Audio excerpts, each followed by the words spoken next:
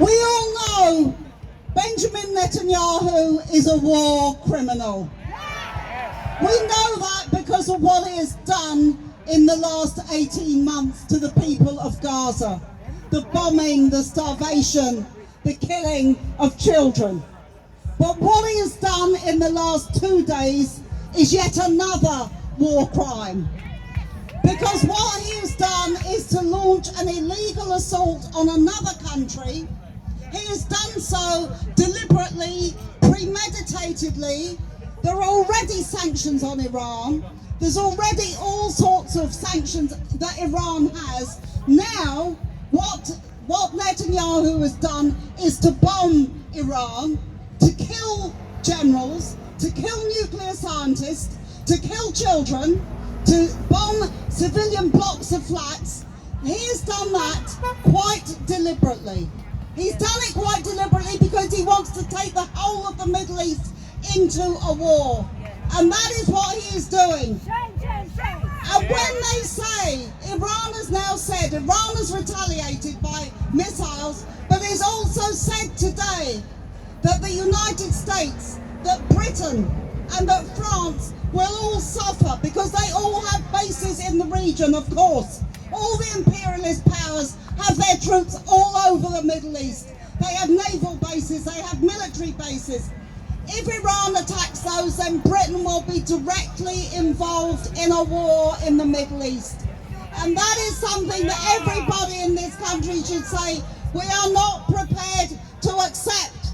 We're not prepared to accept that Netanyahu is bombing at the moment 5 countries, including the Palestinians. We're not prepared to accept that he is bombing with the aid of the British government, with the aid of Trump's government.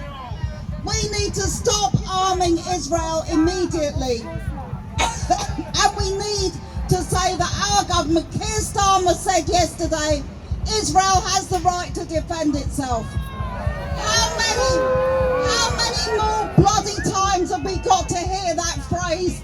How is attacking a country nearly 1,000 miles away from you defending yourself? It is a lie, and it is a repeated lie, which is justifying a genocide time and time again.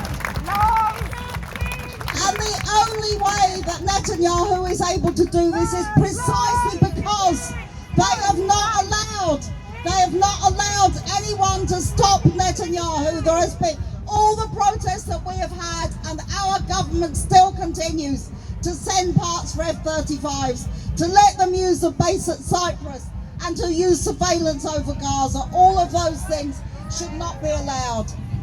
And remember as well, there's a global march to Gaza at the moment.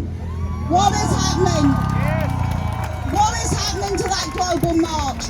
The Egyptian state is arresting and torturing the people on that global march.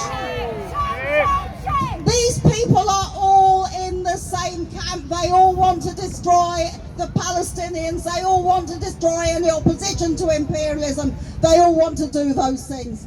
Final point I'd like to make is this. I've always been against nuclear weapons and against nuclear power. But I have to say I'm absolutely sick of the small number of countries that have nuclear weapons telling other countries they're not allowed to have them,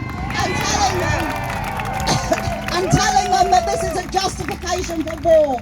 We don't want nuclear in Iran. We don't want it in Israel, which is the only Middle East country that does have nuclear weapons. We don't want them in Britain either. Let's get rid of nuclear weapons right.